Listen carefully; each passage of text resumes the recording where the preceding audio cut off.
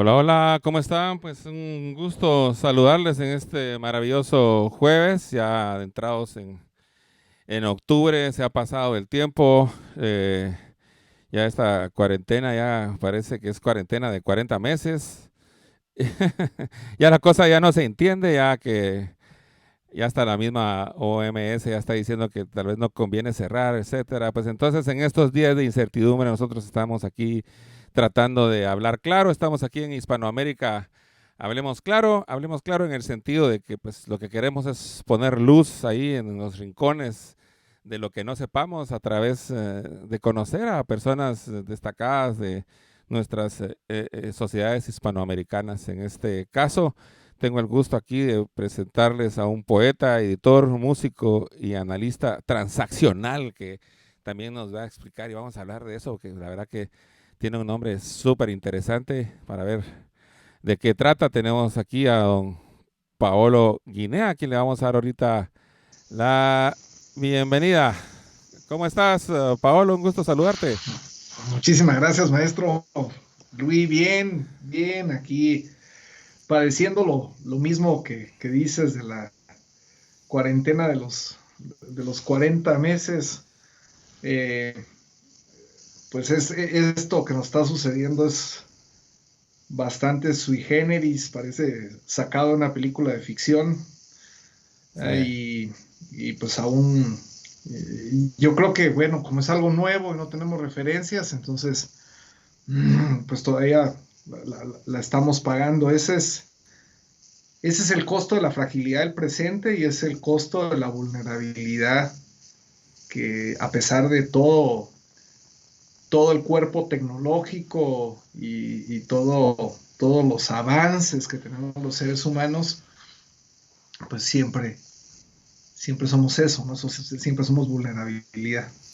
Pues sí, claramente, ¿verdad? Somos endebles, la vida se sostiene eh, tras un montón de esfuerzo de todo nuestro cuerpo y también de toda nuestra sociedad, pero pues aquí celebrando entonces que te tenemos en este programa de este jueves, aquí en la presentación y para empezarte a conocer, Paolo, te presentaba yo como poeta, editor, músico y analista transaccional. Yo en lo personal, donde más te, pues, te reconozco es como pues uno de los personeros de la empresa Magna Terra, que es una casa editora que ha lanzado pues títulos ya durante muchos años. Eh, Creo que pues según tengo entendido es una empresa ya familiar. De entrada y alrededor de que nos puedas contar un poco así a grandes rasgos las cuestiones de la empresa, cuéntanos cómo es tener una editora en un país al que se le llama que es del tercer mundo, en donde cuesta encontrar gente que lea. Pues es en primera, así como la poesía, como la música, o como cualquier acto artístico, es un acto de resistencia, es un acto de fe, es un acto de esperanza y es un acto de, yo diría, un acto disruptivo en una sociedad que ha sido tan golpeada por no solo el peso de la colonia, sino tan golpeada por el peso de nuestras profundas crisis políticas que incluso nos han llevado casi a dimensiones de una catástrofe civilizatoria. En Guatemala hemos rayado en esos conceptos que manejan los sociólogos. Y entonces, pues siempre hay esperanza, siempre hay gente que lucha porque la cultura sea ese refugio que tiene la sociedad cuando la, cuando la política fracasa. Entonces, tener una editorial en un país de tercer mundo es realmente una osadía, es es un proyecto que requiere que, sin exagerarte, 20 veces más esfuerzo que lo que requieren en otros países más letrados. en Guatemala tenemos un problema profundo, no solo de analfabetismo real, sino de analfabetismo funcional, que es distinto. Ujú. O sea, hay gente que sabe leer y escribir y sin embargo no lee, no se forma. Pero sí hay un crecimiento de lectores, hay un crecimiento sobre todo en cierta generación de jóvenes, ¿verdad? Que tienen algo que creo que es muy importante y que a mí me gustaría compartir con tu audiencia y que es algo que uno no debe dejar por ningún momento de cuidar como una yesca, como una pequeña luz llevada de generación en generación, y es la capacidad de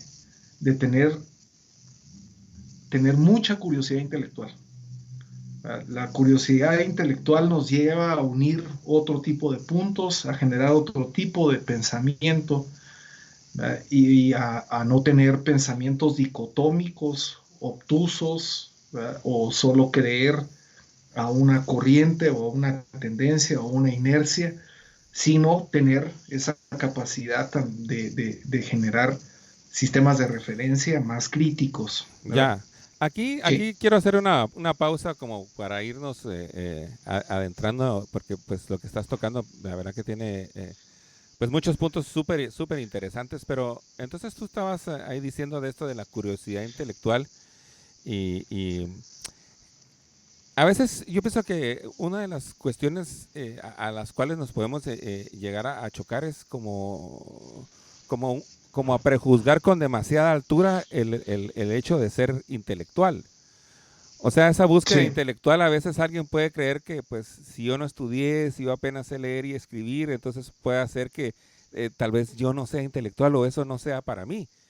¿Verdad? Pero pues ahí está la invitación a que obviamente hay niveles de niveles, pero pues en términos generales, tú lo mencionabas como la persona puede llegar a como a construirse, que está cabalmente como un fisicoculturista que construye sus músculos. Tú cada vez que estás leyendo un libro, pues te vas poniendo como que más en forma, ¿verdad? Entonces, ¿cómo podríamos abordar esta cuestión de la intelectualidad desde un punto de vista básico? Porque hay que entender que estamos en la era del Twitter. sí, mira, yo creo que hay personas que son un libro y que nunca lo han tocado, ¿Ya? nunca lo han leído. Y creo que la intelectualidad, para mí, me refiere más a un acto de profunda humildad. O sea, yo ahí mido a un intelectual, sea leído o no sea leído, y sea letrado o no sea letrado. Creo que la curiosidad intelectual es como un gran punto de partida para cualquier ser humano, para empezar a conocer lo que otros seres humanos decantan de la realidad y decantan del mundo, ¿verdad? Ujú. Entonces, eso ayuda a la construcción de la otredad, ayuda a la construcción de entendernos a partir del otro y ser parte de un gran sistema.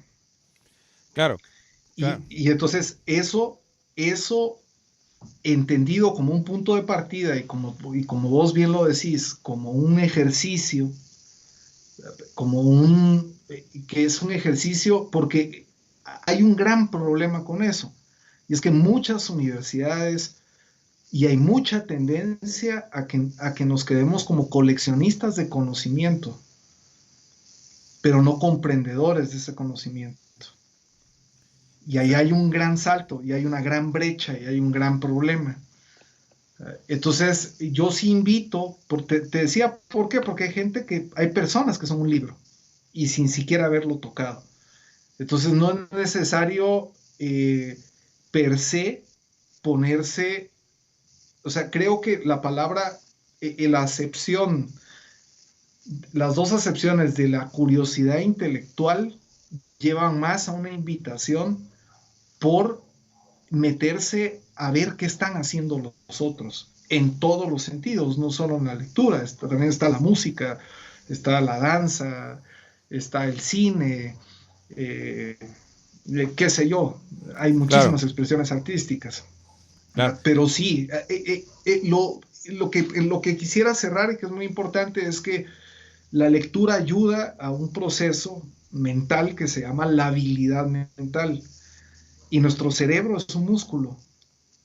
Entonces el problema es que si a nuestro cerebro solo lo acostumbramos a tweets, o solo lo acostumbramos a estados de Facebook, o solo lo acostumbramos a lo que miramos ya reprocesado y remasticado en la televisión, nuestro cerebro empieza a perder la habilidad, empieza a perder movimiento y empieza a perder canales y conexiones y todo ese alambrado se empieza a oxidar.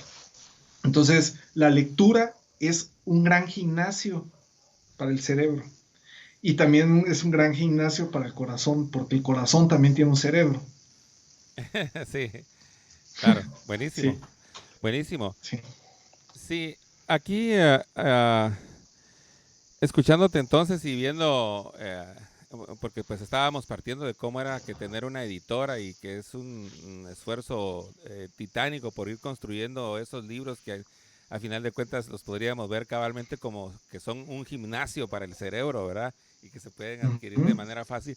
También me recuerdas el hecho de esa cuestión de saber que pues el conocimiento es un constructo colectivo, o sea que es mentira que nosotros adquiramos el conocimiento solo a partir de ser, ¿verdad? Y de la osmosis, ¿verdad? Sino que precisamente es en ese compartir en donde vamos a estar más cerca de ver realidades y lo que se le podría llamar eh, verdades, ¿verdad? Pero ya ven entonces cómo estamos aquí, pues nomás era una pregunta ahí acerca de cómo es que es una empresa editora y estando aquí con Paolo, pues nos adentramos ya a temas ahí filosóficos y además pues que él tiene un espíritu no solo empresarial, sino también muy artístico, ¿verdad? Tú tocas el piano, pero también has publicado varios libros de poesía. ¿De dónde podría decirse que crees tú que viene tu gana o tu necesidad de plasmar poesía? Mira, pues la poesía es un ejercicio que a mí me cayó, pues sí, mi padre es poeta también, él es Premio Nacional de Literatura, él hace narrativas, ensayo, pero él nunca nos dijo, ustedes tienen que ser igual que yo, o sea, al contrario, él nos invitaba pues a otras cosas, siempre relacionadas con el arte, y, y bueno, nace a partir del exilio, de un proceso de retirada de Guatemala, y bueno, empecé a contemplar otras realidades que no estaban acordes para mi edad, y yo creo que la poesía es esa gran capacidad de contemplación, pero también es esa gran capacidad de contactar con nuestro niño interno, ¿verdad? Y con la parte que nuestro niño interno aún no ha resuelto.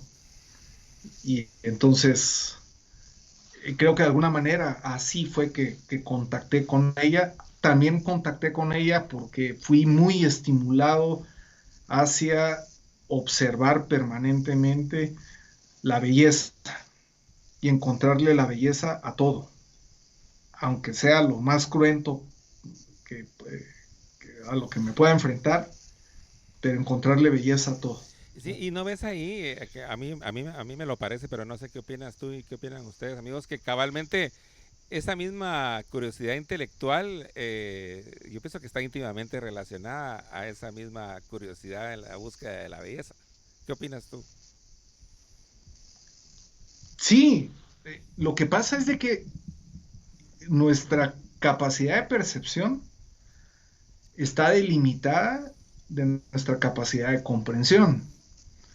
Entonces, nuestra, quizá la realidad que estemos viendo se limite y la percepción se limite porque no tenemos muchos sistemas de referencia, es decir, no tenemos mucho conocimiento al respecto. Entonces, entre más vamos uniendo puntos y más vamos caminando, más capas de otras realidades vamos viendo. Y entonces llegamos a tal punto que podemos encontrar tantos constructos de realidades y tantos constructos de bellezas y de percepciones y de ángulos que simplemente entendemos que son múltiples manifestaciones y que hay múltiples verdades y múltiples no verdades también. Y entonces no es que me meta aquí en un relativismo o a relativizarlo todo, pero entonces así la existencia se vuelve menos pesada, Claro, claro. ¿verdad? Sí, sí, sí. Ujú. Porque pues sí percibes y tienes la ayuda de toda la sociedad, como pues realmente es, ¿verdad? Ya ves que cuando nosotros nacemos, pues somos incapaces hasta de alimentarnos por nosotros mismos, sin la sociedad que nos rodea, que en un principio son nuestros propios padres, pues ni siquiera se pudiésemos sobrevivir. Así que es mentira de que podamos sobrevivir. Nosotros somos un animal social, por así decirlo. Y Sí, prueba de esto es que tenemos esta interesante plática aquí con Paolo, con quien es un placer platicar. De permitirme, te voy a leer algunos saludos que ya nos están llegando. Adri Dávalos te manda saludos. Eh, igualmente. Aquí está, a ver, aquí hay otro saludo. Buenísima onda. Ramírez Eduardo dice, voy a subirle el volumen a mi viejo radio para escuchar la palabra viva de Paolo Guinea. Dice, Te lo conjugó con lo tuyo. Sí, qué alegre, Sí, buenísimo. Manda un abrazo, Eduardo, buena onda. Leo de Soula dice, saludos, estimado Paolo, te mando un abrazo. Dice, gracias, maestro, igualmente. aquí don Edgar Fernando Calderón dice, qué interesante poder escuchar que mi país le apuesta a la lucha de poder hacer que las personas dejen leer y ser autodidactas, dice. Me imagino que dice las Muy personas bien. puedan leer, ¿verdad? Aquí está Adri Claro. Dávalos otra vez, dice, me emociona verte, amigo, te dice. A ver, y aquí está rectificando, parece don Edgar Calderón, dice, interesante escuchar que la lectura y la capacidad de ser autodidáctica en nuestros países latinoamericanos, dice, aquí está, ahí no lo había puesto. Buenísimo, pues contabas entonces que te tuviste que ir al exilio, ¿a dónde te fuiste y a qué edad? Yo salí corriendo de Guatemala a los 5 años y piquito a México y Ok, viví 14 años en México. Entonces, eso fue un parteaguas en mi vida, porque pues a los 5 años todavía es una, vos y yo que somos papás, lo sabemos, y que también fuimos niños, es una edad muy sensible, es una edad muy delicada, es una edad donde todavía el niño está dejando de ser todo lo prístino y está empezando a soportar todo el peso de lo que los neurocientíficos le llaman la memética, que es todo lo aprendido, toda la presión social. Entonces es una edad todavía donde hay pensamiento mágico, es una edad donde todavía el niño termina de formar y de cerrar lo que en análisis transaccional se llama argumento de vida. Y eso, el problema es que el niño, nuestro niño interno, niño o niña, dependiendo del género, lo sepulta. Entonces, es una edad muy delicada, pero pues bueno, eso fue lo que me tocó. Aprendí mucho, vi cosas que no tenía que ver. Soy un hijo de la guerra, un hijo ya. del conflicto que tuvimos en Guatemala y quizá eso hizo que pues de alguna manera los cantos de mi corazón, los cantos de mi niño interno, al igual que los reclamos, se trasladen o se sublimen en poesía y se sublimen también en música, ¿no? Buenísimo. Ya que te fuiste al tema de la cuestión transaccional, que es algo te acabas de graduar de ello, según me estabas contando previa plática a esta plática que tenemos ya a través de este medio. Eh, Psicología transaccional, a grandes rasgos o en, pues palabras así para que pues la gente que no está estudiando ese tema podamos entender. ¿Cómo la podrías describir? ¿Qué es la psicología transaccional entonces?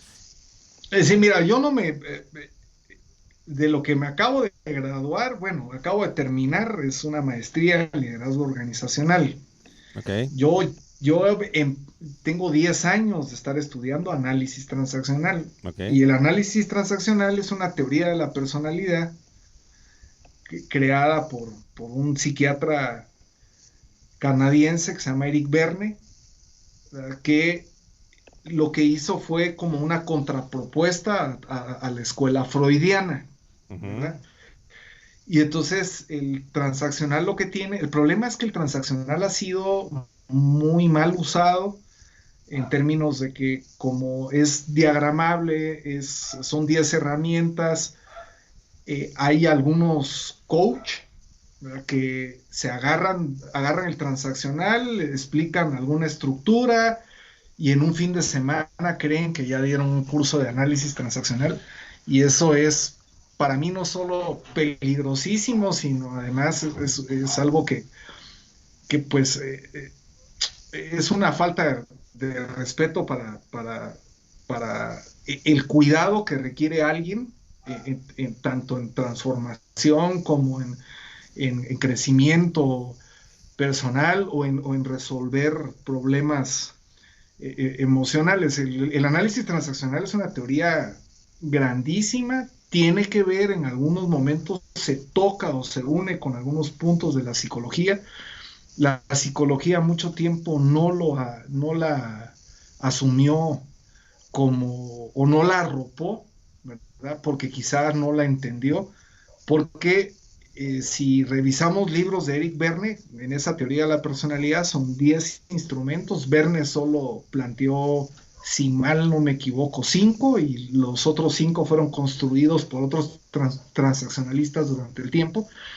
El análisis transaccional, análisis quiere decir ver de un bosque un árbol, para poner una analogía muy sencilla. Y sí, transacción, Verne fue un gran observador, por eso a mí me gusta muchísimo el planteamiento de Verne, porque la transacción es lo que estamos haciendo vos y yo ahorita, transaccionando. O sea, estamos desde cualquiera de nuestras tres estructuras cerebrales y de la personalidad, que es nuestra estructura padre, adulto o niño, estamos enviando transacciones y estamos enviando invitaciones.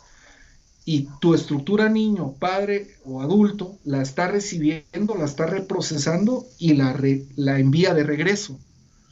Entonces, el analista transaccional lo que hace es ver de dónde vienen esas transacciones, hacia qué sistema van, en qué posición existencial están, qué juegos psicológicos se conjugan, en qué mini argumento, en qué tipo de guión, en qué dinámica de grupo, bajo qué sistema de caricias, ahí todo lo que te estoy mencionando y que en qué estructuración del tiempo. Esas son las herramientas que sirven del análisis transaccional para poder medir cómo es que estamos intrapsíquicamente, es decir, dentro de nuestra cabeza, porque nosotros tenemos un padre, un adulto y un niño en nuestra cabeza, pero los otros también lo tienen.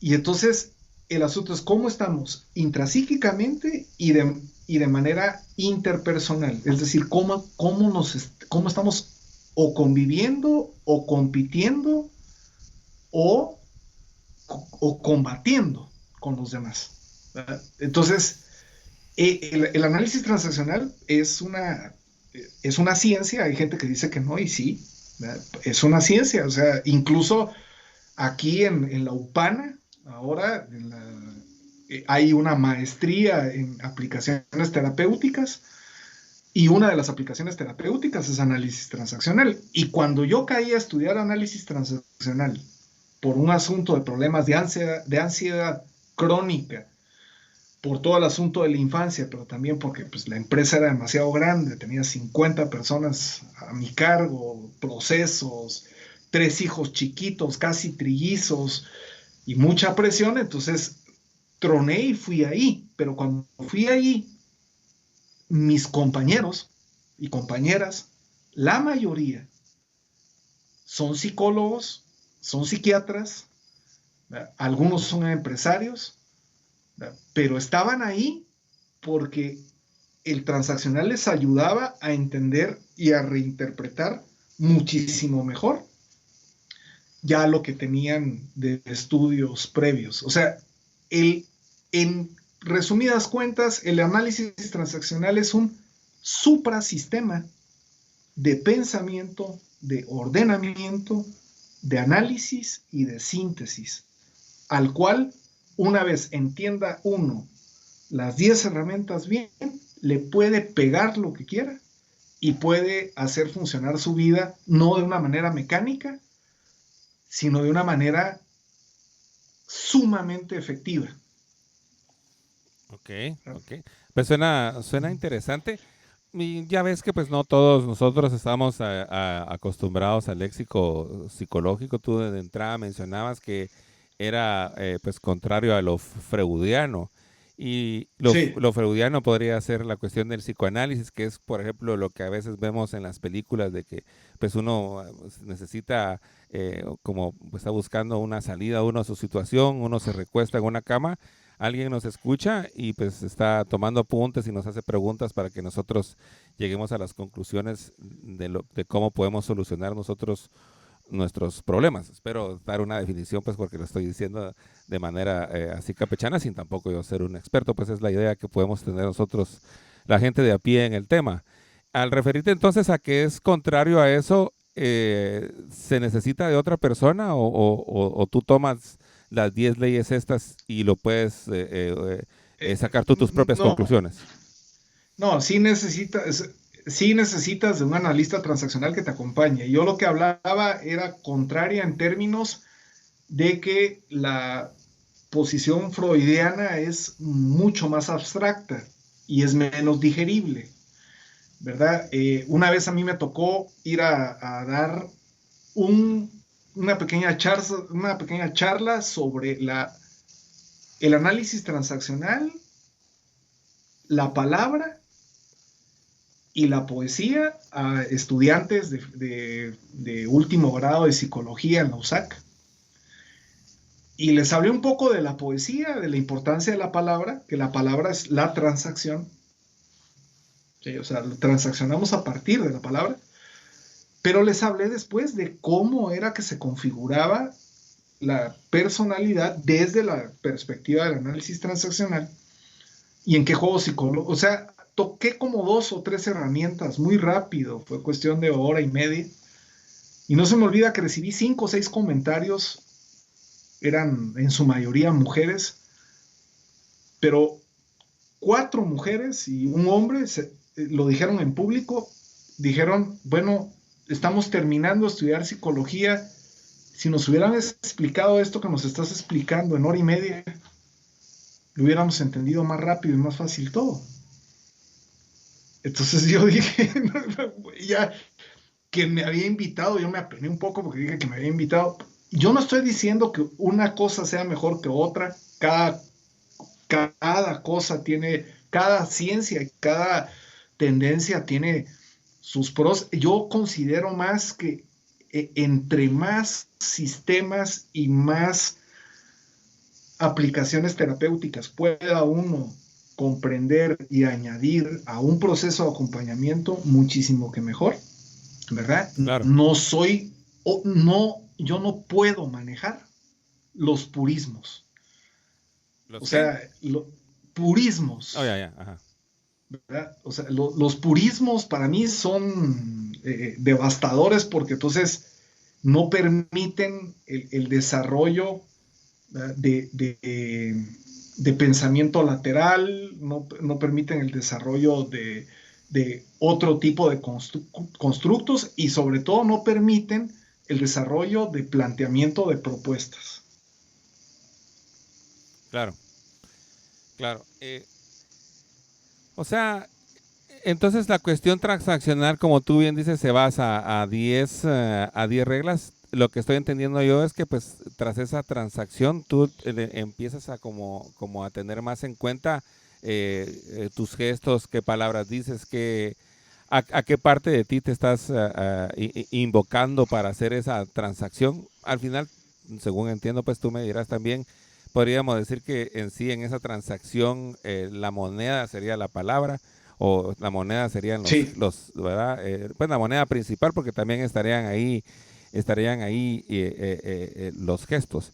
¿Nos podrías dar un ejemplo de una aplicación entonces práctica para que tengamos una idea de en qué nos puede ser útil sumergirnos en la cuestión de un análisis psicológico en general, ¿verdad? Porque ya ves que tampoco, no en nuestras sociedades, no todos tenemos la costumbre de pedir esa ayuda profesional de un psicólogo, lo cual pues para algunas personas puede ser valioso. Entonces, ¿cómo podría ser una invitación a empezar esa búsqueda y a tener no solo esa necesidad de aprender por acervo cultural o por cuestiones de generalidades, sino cómo me puedo ayudar a mí mismo a través de esta búsqueda hacia mí mismo? sí, mira, una de las particularidades y de los fines últimos del análisis transaccional es la autonomía. Es la convivencia, la autonomía, la espontaneidad, la creatividad, ¿verdad? Y la comprensión. Entonces,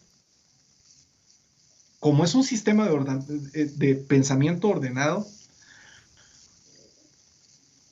la gran ventaja del transaccional, una vez lo estudias y alguien te acompaña y pasas por un proceso terapéutico del análisis transaccional, lo que hace es generarte muchísimos puentes para el desarrollo, porque una de las premisas para el transaccionalista es que el desarrollo es igual a salud mental.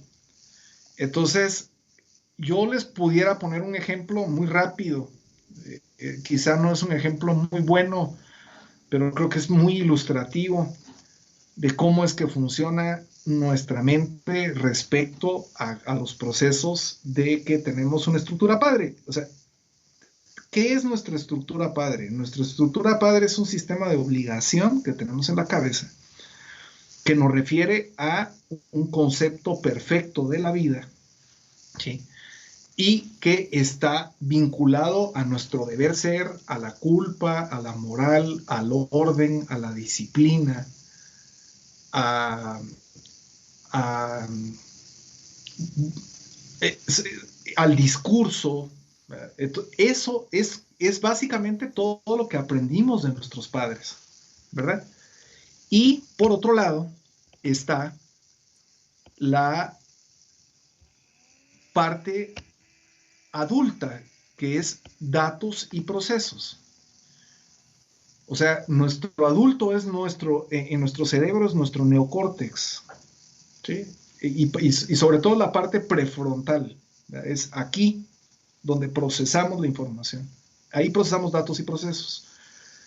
Y no, ese es nuestro sistema de información. O sea, está nuestro sistema de obligación, nuestro sistema de información, y abajo está nuestro sistema de necesidades, que es nuestro niño o niña. Y ese está ligado profundamente a un sistema de fantasía, ¿verdad? Y nuestro niño no solo tiene las necesidades biológicas per se, es decir, comer, dormir, respirar, ir al baño, eh, tener nuestras necesidades fisiológicas, sino también tiene todo un sistema de categorías y de necesidades psicológicas, que si no son lo suficientemente cubiertas o lo suficientemente eh, Abastecidas. abastecidas, ¿verdad? Pueden tentar incluso con las necesidades biológicas. O sea, hay gente que si no tiene suficiente afecto de fuera, puede dejar de comer y puede incluso morir de inanición. O sea, o puede deprimir su sistema inmunológico a tal grado que se puede morir de cualquier otra cosa.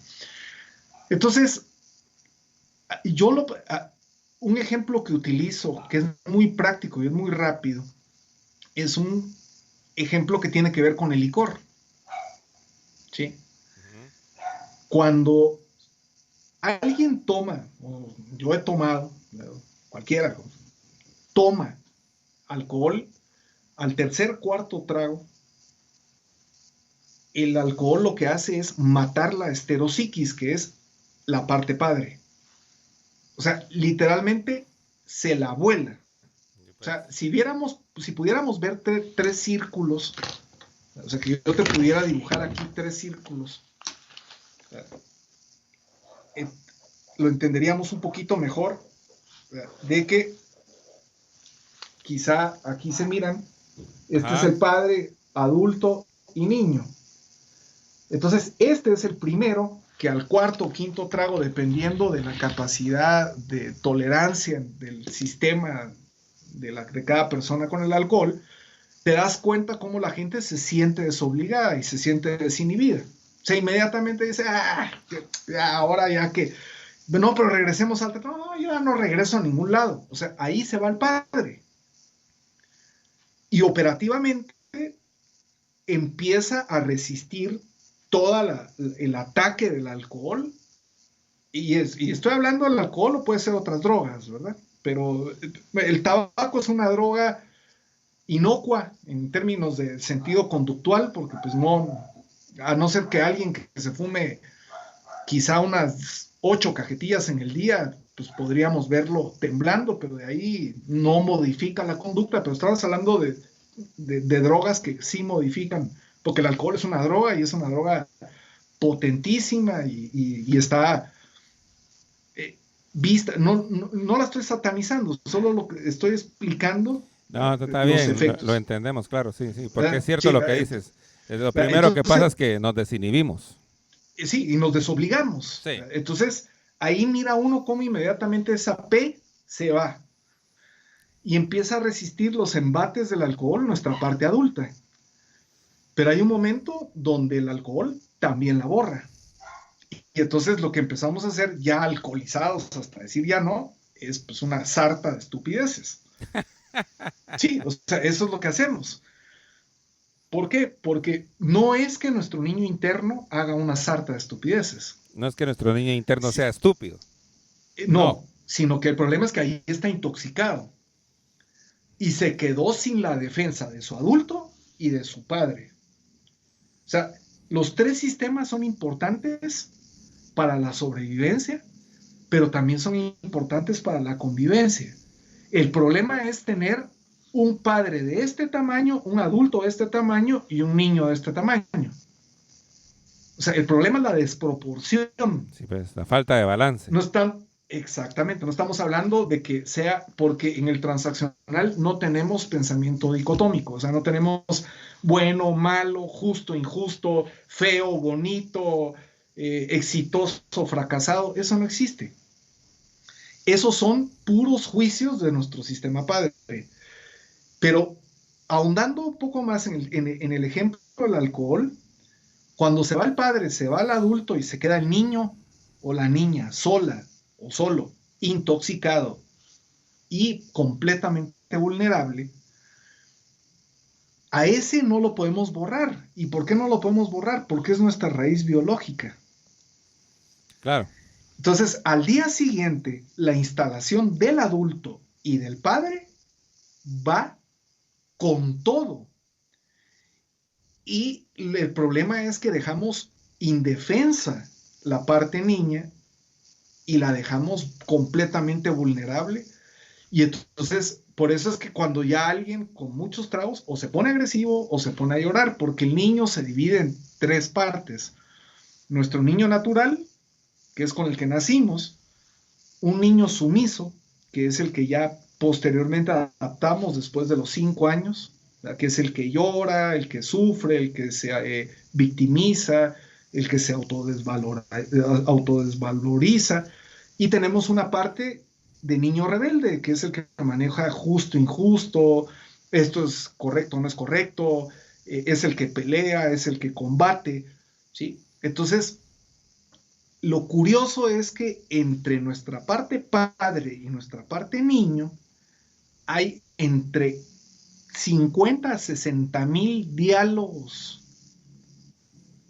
internos, muchos de ellos tóxicos, diariamente en nuestra cabeza. Claro. Y es cuando nuestra parte adulto dice, es que hay una parte de mí que quiere hacer esto, pero otra parte de mí que necesita hacer lo otro. Y no me entiendo. Entonces, solo con una explicación así, tan sencilla, que ese es el problema del transaccional, que resulta, dependiendo de los niveles a los que nos metamos, pero cuando empezamos a conocerlo, resulta fácil entenderlo. Y empieza uno a decir, wow, o sea, que quiere decir que yo tengo adentro dos padres. Uno que es un padre crítico, que me está regañando y me está castigando y tiene diálogos punitivos contra mi niño herido todo el tiempo. Pero también tengo un padre protector que me cuida, que me acompaña, que me comprende, que me da aliento. Y que mi adulto se divide en dos partes, que es datos y procesos, y que mi niño se divide en tres. Yo incluso tengo un planteamiento de que hay una cuarta parte, que yo le llamo niño mazmorra, que es nuestro niño completamente herido, nuestro niño que tiene una reserva de dolor y que no está identificada. Pero pongamos que son 7 partes, ¿sí? Entonces quiere decir que ahorita yo, Paolo, 7 estructuras de la personalidad están hablando con Luis, que es 7 estructuras de la personalidad. Estamos transaccionando 14 personas.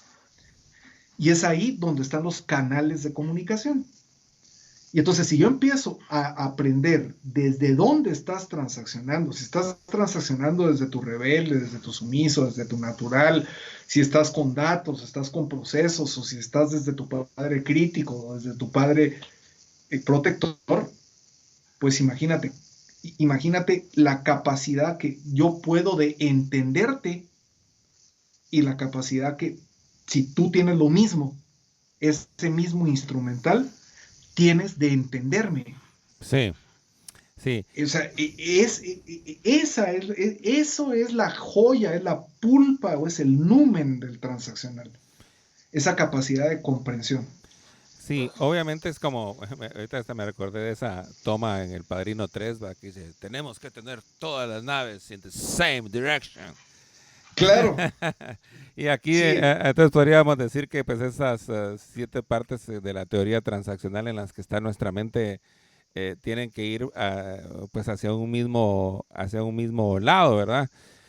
Ahí es donde, pues, cabalmente a mí me encanta apostar por el raciovitalismo, o sea, que cuando uno no tiene, pues, eh, una bandera o un punto a dónde ir, pues, hay que escoger, pues, a donde me sienta más vital, ¿verdad? Donde me llene más de energía, me sienta más vivaracho, por así decirlo, ¿verdad? Pero sí. pues es viéndolo, pues porque yo tengo como pues siempre una manía ahí a buscar así como que, bueno, y lo práctico, ¿esto en qué me puede servir? ¿Qué herramienta es esta? En dónde la puedo asignar? Obviamente, no, imaginémonos pues, sabiendo toda esta teoría súper interesante que pues la verdad que pues, suena válido y repito, interesantísima como para poderse analizar uno mismo. La cuestión ya está a la hora de estar como en el campo de batalla, por así decirlo así, o en el campo de juego, ¿verdad? Entonces, ¿cómo puede uno liberarse de las ataduras y dejar que como que esas 7 partes actúen ya sobre la marcha de una manera natural? O sea, ¿cómo logras, yo sé pues que estoy hablando pues de un gran proceso, pues, pero ¿cómo logras ese balance para que cuando ya lo tengas que utilizar sin necesidad de tener que estar pensando, este es el padre, este es el hijo, lo utilices ya en el terreno de juego, ya estés en el ruedo? ¿Cómo usas el transaccionalismo en el ruedo? Es como si le enseñáramos a manejar a un automóvil o un tráiler a un niño de 8 años, 7 años. O sea, hago esa referencia hacia atrás en el tiempo. ¿Por qué? Porque primero, hay que comprender los procesos internos y los procesos de los otros. Hay que conocer las herramientas, pero hay que ponerlas en práctica y hay que empezar a hacer puro proceso de ejercicio de la habilidad de comprensión de procesos, comprensión del mensaje, comprensión de la estructura, comprensión de la posición, comprensión de la dinámica, comprensión de uno mismo, de qué está diciendo uno, de hacia dónde va, o sea, es un proceso muy complejo. Por eso te decía, ese es ese es el matiz con el que hay que tener cuidado. Yo, si algún coach me está escuchando, pues yo sí le pediría de favor que si va a tocar el transaccional, que lo toque con mucho cuidado, porque no es nada más así de, mire, son 3 chibolitas, padre, adulto y niño, y ahí mire usted qué hace. Pero el asunto es que ese niño de 7 años o de 8 años, al que le enseñamos a manejar un tráiler o incluso podemos hablar de algo más complejo, un avión, ¿sí?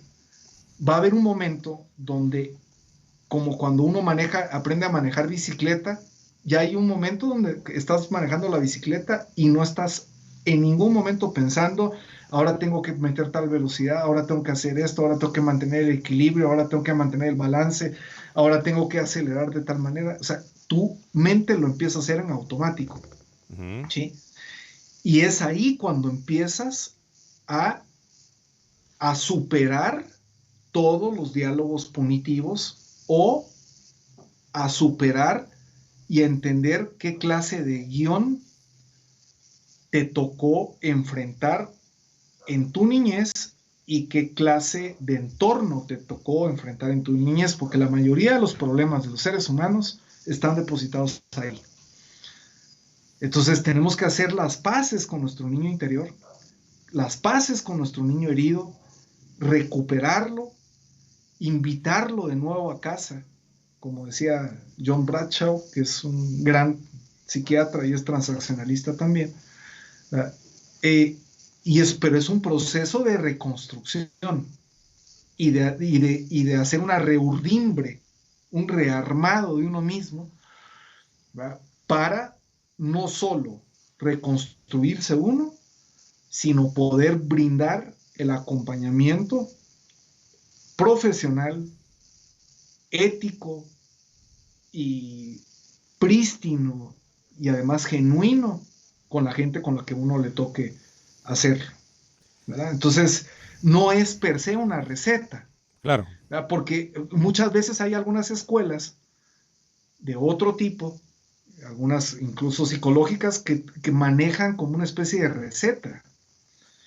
O usted sea asertivo, usted tenga autoestima, usted quiera a sí mismo, usted sea propositivo, usted sea positivo, usted suelte, sí, no, y entonces uno dice, bueno, ¿cómo le hago? ¿A la 1, a las 2, a las 3? Ya solté, no, eso no es así. Claro, claro. Si no comprendemos nuestros procesos internos y los procesos de dinámica, es muy difícil. Y esto es en serio, esto es un trabajo de al menos un año de estar martillando. Es un tanto como, quizás sea una mala analogía con la película, la primera película de Karate Kid. Cuando este patojo no entendía por qué el maestro lo ponía a pintar paredes, a lustrar carros, y no entendía que todo eso tenía toda una intención y toda una dirección y todo un sentido. Ya. Entonces, esa sería mi respuesta, es comprendiendo los procesos, ahondando en los procesos, e insistiendo en los procesos hasta que se conviertan en procesos de convivencia y de desarrollo ya de una manera más automática, así tan automática como lo automático que somos a la hora de ser tan impulsivos. Sí, sí. No, y además que, bueno, como un punto de partida de las interesantes cuestiones que mencionabas, cabal podríamos empezar cabalmente por ahí, pues por no ser tan duros con nosotros mismos, ¿verdad? O sea, Claro, con ese, que la parte regañona de nosotros, que sería el padre que tú mencionas, pues no sea tan duro con el hijo, sino pues cabalmente uno tratarse en consonancia y quererse y buscar pues el, el- el- el sentirse bien y balanceado. Aquí tenemos entonces algunos mensajes antes de, porque pues ya el tiempo, imagínate, ya casi vamos a cumplir la hora que la tenemos hora. pactada acá casi se siente como un pequeño arrancón nada más en el tema. Sí. Bueno, aquí tenemos a don Cristian Hernández Chacón, dice, ¿bajo qué estadio estás, Paolo? Dice, ¿con quién te identificas? Con el PAN, dice, pero y aquí en su segundo mensaje parece que está un poco claro, ¿estás con el PAN? Puso él, pero yo creo que es el padre, o estás en el adulto, o padre que padre, o niño que niño. ¿Verdad? Yo siento que pues ahorita, tras la última explicación que nos diste, pues tenemos ya una idea, ¿verdad? Porque pues este mensaje fue puesto hace unos minutos. A ver, está también aquí Ramírez Eduardo, dice, con razón estoy viendo un par de niños con canas, dice. Análisis transaccional a pobre entender, dice. Cabal, buenísimo, aquí estamos. Dice Adri Dávalo, dice, es cierto, normalmente me boicoteo, dice ella. También agrega un mensaje, dice, qué interesante. Y Montserrat Guinea, pues ahí nos pone manitas de chócale. Ok. Buenísima onda, ¿no? Pues muchas gracias a quienes se han comunicado. Entonces, cuéntanos, aquí estoy poniendo tu Twitter, que es Paolo Guinea, pero eh, cuéntanos entonces dónde te pueden localizar, tanto como para la cuestión de tu editora, para la cuestión de pues conseguir tus libros, tienes una página de internet y dónde te pueden contactar también para la cuestión de la psicología transaccional si alguien se ve interesado en el tema. Bueno, sí, tengo el correo de la empresa que tengo de análisis transaccional es paolo arroba trasciende, es sc, trasciende.club. Ahí me pueden contactar con todo gusto. Y bueno, en Magnaterra Editores es info arroba magnaterraeditores.com. Tenemos ahí la página web que es www.magnaterraeditores.com y tenemos como Magnaterra Editores tanto en Instagram como en Facebook una tienda por el modelo e-commerce. Estamos por abrir una tienda ya en modelo Shopify a finales de octubre, principios de noviembre. Y bueno, pues mis libros están en las librerías del país, ¿verdad? En Sofos, en Artemis, porque son muchos de los libros han sido editados por Editorial Cultura, que es una editorial del, del Ministerio de Cultura y Deportes, desde el Estado. ¿Verdad? Y pues de momento, eso, ¿no? Ahorita no tengo una página sobre análisis transaccional, precisamente porque pues he estado ocupado en el asunto de, la, de la editorial y en el asunto de la formación. Y, pero pues no sé si esos datos sean suficientes. Sí, pues aquí Eh, además ahí tenemos escrito tu Twitter, que es el dato que teníamos ahí, te pueden escribir y te pueden empezar a contactar. claro. Tal vez también nos repites, por favor, para que quede aquí, cuáles serían como que los autores a buscar para quienes se empiecen a interesar. Mencionabas a dos autores de la gestión transaccional, que serían, ¿cómo se dicen los nombres? Bueno, está Eric Verne, Eric que es el Verne, padre, ¿verdad? Y está John Bradshaw. John Bradshaw, ok. Sí, Ok. a ellos podrían. Bradshaw tiene muchísimos textos sobre el niño herido y los tiene. Bueno, también está Wayne Dyer, ¿verdad? Que Dyer, aunque lo califiquen de un autor de libros de superación, el libro de Tus Zonas Erróneas, leído desde la perspectiva del transaccional, es una verdadera maravilla. Lo que pasa es que cuando ya está el transaccional instalado en la cabeza, uno empieza a entender las cosas de otra manera. Ese es el Sí, sí, sí. problema. No, Sí, no, no. ¿verdad? Wayne Dyer, que es el que de los tres autores que tú mencionas que he tenido oportunidad de leer algún libro y ver alguna película y es definitivamente es un crack. Y Claro. a veces está muy delgada esa línea entre alguien que puede hacer un fanfarrón y alguien que pues solo toque los temas de la psicología de manera light junto con los verdaderos masters. Al final la línea es muy sutil para poder descubrir la fanfarronada del máster, ¿verdad?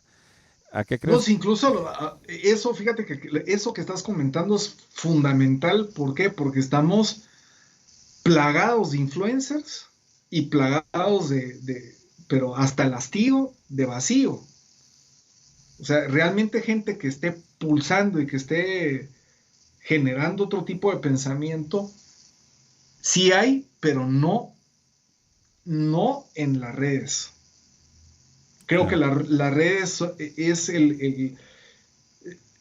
son las rebabas de una sociedad, como decía Han y como decía Sisek, y de toda esta sociedad líquida Sí, y de esta sociedad posmoderna. cansada, harta. Y entonces, sí, hay mucha fanfarronería en eso, pero hay poco rigor, hay poca profundidad y pues yo por eso hablaba de que el acto de la poesía, de la edición, de la música y de incluso del análisis transaccional y demás son actos de resistencia ante esa ola de vacío que nos está llevando hacia, hacia la fragmentariedad discursiva y hacia un, una sociedad realmente que puede reventar de tanto vacío. No, y además que un vacío lamentable porque al final de cuentas es perjudicial, eso a mi parecer, y es un comentario pues que estoy tratando yo de aportar sobre la marcha, pero pues no solo en la cuestión de que alguien lo ofrece como producto, sino como uno lo que busca, el hecho de no ponerle, entre comillas, la seriedad a todos los actos que nosotros tenemos, la verdad que nomás hace que tu vida, al final de cuentas, sea de poca valía, ¿verdad? Sí, lo que pasa es de que mucha gente lo que está buscando es la receta, está buscando el éxito, ¿verdad? Y está buscando los sucesos y no los procesos. Sí, O sea, está buscando lo instantáneo. Y vivimos en una sociedad de la inmediatez. Y lo inmediato llena por un momento y de ahí cansa. Y de ahí hay que votarlo. Y de ahí, o sea, estamos bajo una, es un bombardeo de hiperestimulación.